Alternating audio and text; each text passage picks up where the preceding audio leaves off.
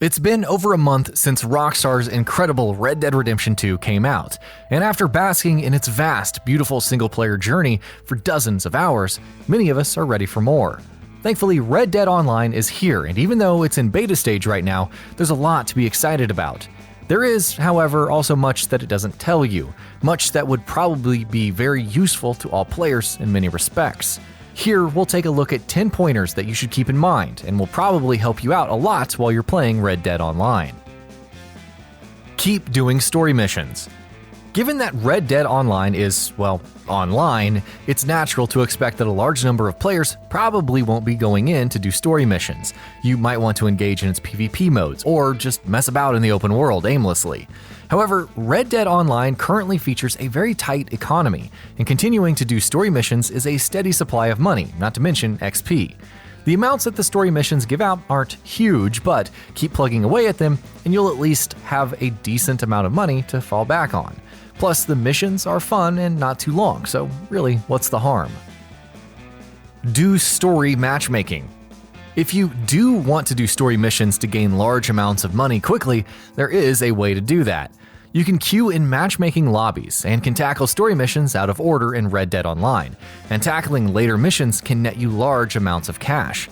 If you don't really care about the story of Red Dead Online too much and are looking for a way to make some extra bucks quickly, this is the way to go. Don't ignore treasure hunts. Given just how much there is to do in Red Dead Online, and the fact that the vast majority of your time may very well be spent in its PvP modes, it's easy to ignore things like treasure hunts, but we would recommend that you don't. Maps for treasure can be found by simply exploring or by killing bandit leaders, among other things, and the treasure that those maps lead to can be quite valuable at times.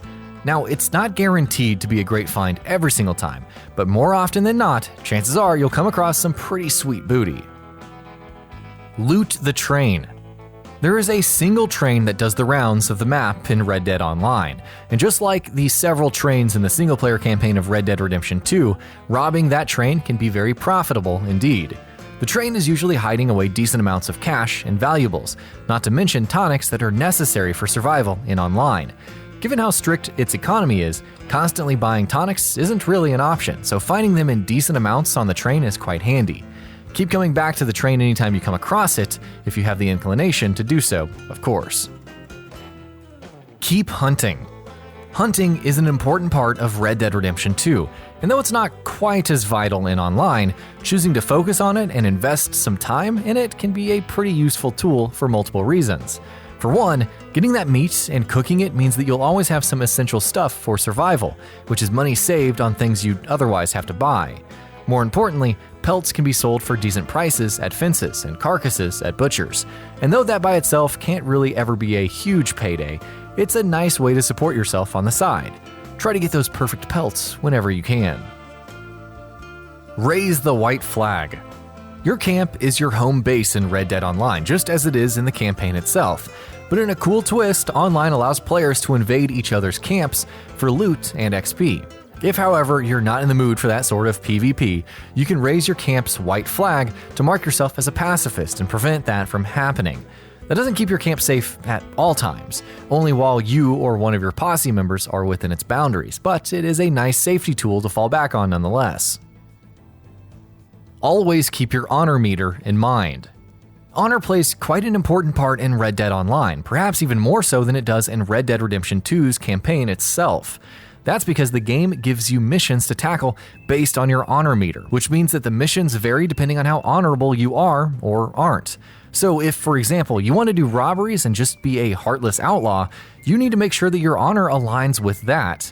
As such, your honor is something that you should keep in the back of your mind and base your actions in the open world and in missions accordingly. Keep switching your ability cards. Progression in Red Dead Online is tied to ability cards. Leveling up essentially allows you to unlock these cards, which act as perks and buffs that you can then apply to your character.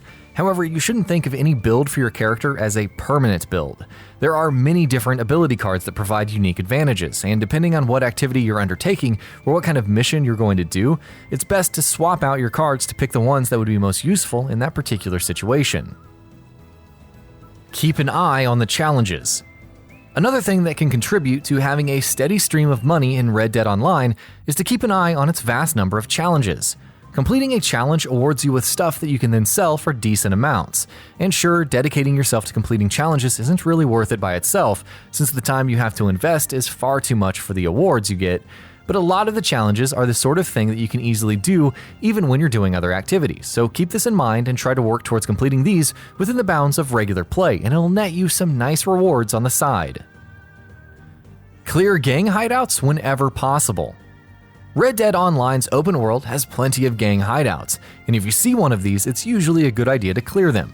For starters, looting all the bandits and outlaws you kill means you get access to resources, ammunitions, and a little bit of money that isn't admittedly a whole lot, but it is still nice to have. Bandit leaders or gang leaders also often have treasure maps on them, which we've already spoken about. Plus, clearing out gang hideouts and bandit camps is just fun, so yeah, go do them. And that about does it for this video. If you enjoyed what you watched and want to see more from GamingBolt, you can always hit that subscribe button and turn on the bell icon next to it. That way you will never miss any of our videos.